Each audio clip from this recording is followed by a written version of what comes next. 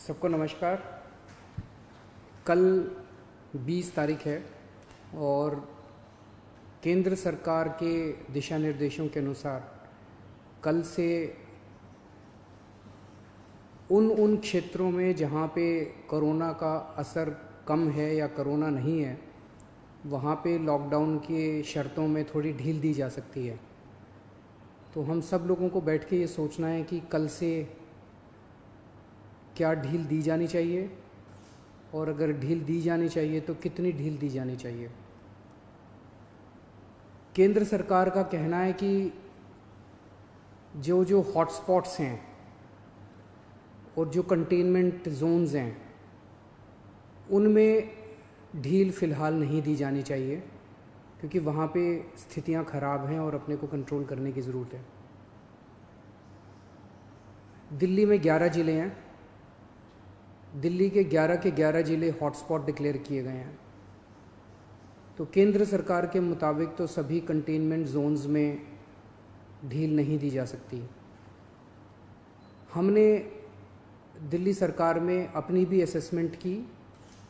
पिछले कुछ दिनों में मैंने कई एक्सपर्ट से बात की, लोगों से बात की, और उन सारी चर्चाओं का जो नतीजा निकला वो मैं आपके सामने रखना चाहता हूँ।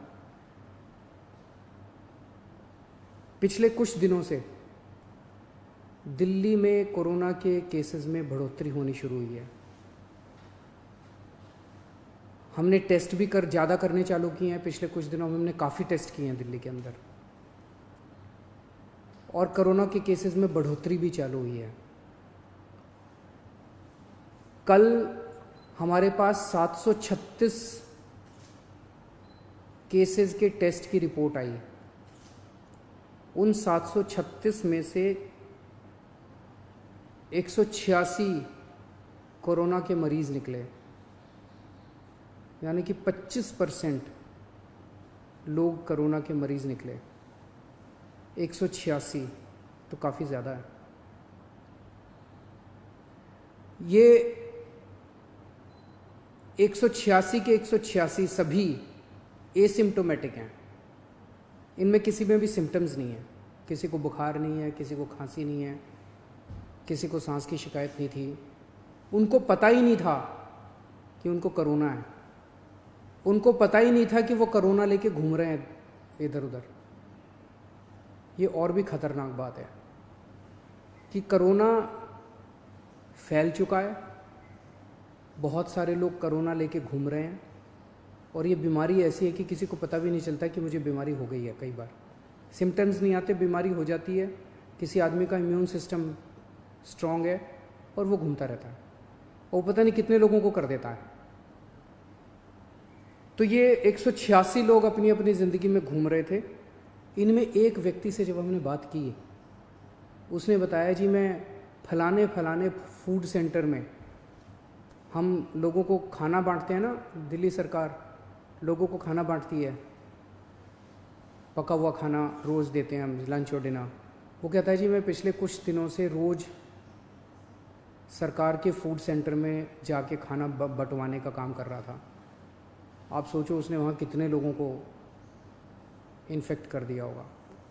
तो मैंने आज ही आदेश दिए हैं उस फूड सेंटर में जितने लोग आते हैं, मैं एज्यूम कर रहा हूँ कि डेली वही लोग आते होंगे एक सेंटर में खाना खाने के लिए, उन सब की रैपिड टेस्टिंग करवाएंगे जितने भी लोग आते हैं।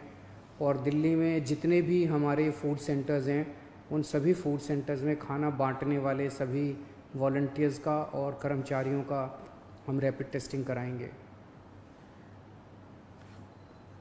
तो इससे ये दिखता है कि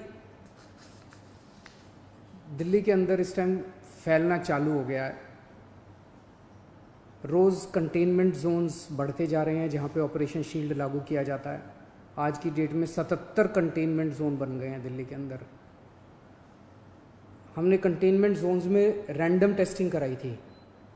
कहीं से 200 का सैंपल लिया, कहीं से 180 का सैंपल लिया, कहीं से, वहाँ पे रैंडम टेस्टिंग कराई थी।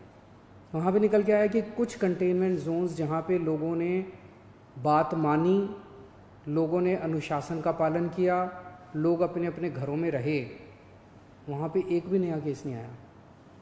लेकिन जहाँ लोगों ने बात नहीं मानी और लोग गलियों में निकल आए, हम उस कंटेनमेंट जोन के अंदर किसी को नहीं आने देते, बाहर किसी को नहीं जाने देते, लेकिन अंदर लोग एक दूसरे के घर में जाते रहते हैं। लोग नहीं मानते, काफ़ी उनको मनाने की कोशिश की जाती है, सख्ती करने की कोशिश की जाती है, लेकिन कई जगह लोग नहीं मानते। जैसे मैंने कल आपको जहांगीरपुरी का उदाहरण दिया। जहांगीरपुरी की एक गली, उसके अंदर एक ही परिवार के कई सारे घर थे, चाचे मामे ताया ये सब। उनमें एक ही परिवार के 26 केस पॉजिटिव निकले, क्योंकि वो माने ही नहीं। कंटेनमेंट जोन होने के बावजूद वो एक दूसरे के घरों में जाते रहे। तो जहाँ जहाँ कंटेनमेंट जोन में लोगों ने बात मानी है, वहाँ एक भी नए केस नहीं मिले, और जहाँ लोगों ने बात नहीं मानी, वहाँ पे कुछ कंटेनमेंट जोन्स में कई नए केस निकल के आए हैं। तो एक चीज़ तो यह है कि दिल्ली में कोरोना तेजी से फैल रहा है, पर अभी स्थिति नियंत्रण के बाहर नहीं है, स्थिति नियंत्रण में है। स्थिति चिंताजनक है, पर घबराने की ज़रूरत नहीं है। अपने को सबको अनुशासन में रह के इसको कंट्रोल करने की ज़रूरत है। आज दिल्ली में टोटल 1893 केस हैं, मोटा मोटा 1900 मान लो, 1900 केस हैं। 1900 में से 26 आईसीयू में हैं और 6 वेंटिलेटर पे हैं। लगभग 43 लोगों की मौत हो चुकी है। 26 आईसीयू में है, 6 वेंटिलेटर पे हैं। आप सोच के देखो कि अगर लॉकडाउन नहीं होता तो क्या होता। दूसरे देशों का जो हाल है, भगवान ना करे अगर ऐसा अपने देश में होता, अगर लॉकडाउन ना होता, मान लो 3000 लोगों को आईसीयू की ज़रूरत पड़ जाती, मान लो 2-2.5 हज़ार लोगों को वेंटिलेटर की ज़रूरत पड़ जाती है, और ज़्यादा लोगों को। इतने तो आईसीयू ही नहीं थे, इतने तो वेंटिलेटर ही नहीं है। इटली में, स्पेन में, अमेरिका में यही देखने को मिल रहा है कि आईसीयू कम पड़ गए, वेंटिलेटर कम पड़ गए, अस्पताल की व्यवस्थाएं कम पड़ गई। सड़कों के ऊपर, अस्पताल के बाहर लोग पड़े हुए हैं जिनको इलाज नहीं मिल पा रहा। अगर लॉकडाउन नहीं होता तो स्थिति ऐसी हो सकती थी। लॉकडाउन की वजह से केसेस कम हैं फिलहाल। आज दिल्ली में पूरे देश की 2% जनसंख्या रहती है, लेकिन पूरे देश के जितने कोरोना के मामले हैं उसका 12% मामले कोरोना के दिल्ली में हैं। क्यों? दिल्ली देश की राजधानी है, इसीलिए दिल्ली को कोरोना की सबसे मुश्किल लड़ाई इस टाइम दिल्ली लड़ रही है।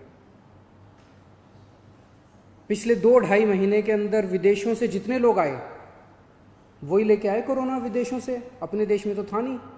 जितने विदेशों से लोग आए, सबसे ज़्यादा लोग दिल्ली में आए, क्योंकि दिल्ली देश की राजधानी है, अंतर्राष्ट्रीय एयरपोर्ट और भी कई जगह है, लेकिन सबसे ज़्यादा लोग यहाँ आते हैं। सबसे ज़्यादा लोग यहाँ आए, उनको हमने क्वारंटाइन में रखा, लेकिन उसके पहले नहीं रखा था, बाद में आई गाइडलाइंस। तो सबसे ज़्यादा मार दिल्ली को बर्दाश्त करनी पड़ी। मरकज़ के अंदर जो इंसिडेंट हुआ उसका भी सबसे ज़्यादा मार दिल्ली को बर्दाश्त करनी पड़ी। इसे दिल्ली पे सबसे बड़ी जिम्मेदारी पड़ी।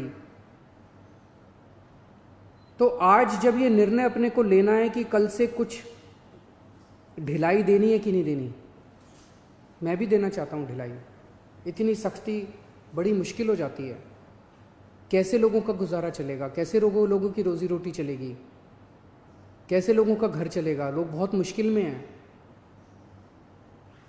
बच्चों के स्कूल बंद हैं। हम भी ढिलाई देना चाहते हैं, लेकिन ढिलाई देना बड़ा आसान है, और ढिलाई दे दी और स्थिति बहुत ख़राब हो गई, और उसके बाद अगर आईसीयू कम पड़ गए और अस्पताल के बेड कम पड़ गए और वेंटिलेटर कम पड़ गए और ऑक्सीजन कम पड़ गई और पता नहीं कितनी अगर जानें चली गई, तो हम कभी अपने आप को माफ़ नहीं कर पाएंगे।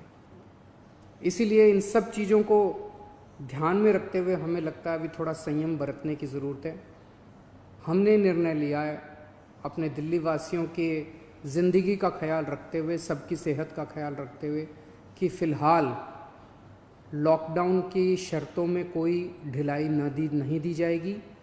1 हफ्ते के बाद फिर से हम सारे एक्सपर्ट्स के साथ बैठ के, सबके साथ बैठ के इस पे दोबारा इसकी असेसमेंट करेंगे, और अगर ज़रूरत पड़ी तो उसके बाद ढिलाई दे सकते हैं। लेकिन फ़िलहाल दिल्ली में किसी तरह की कोई ढिलाई नहीं दी जा रही है। नमस्कार।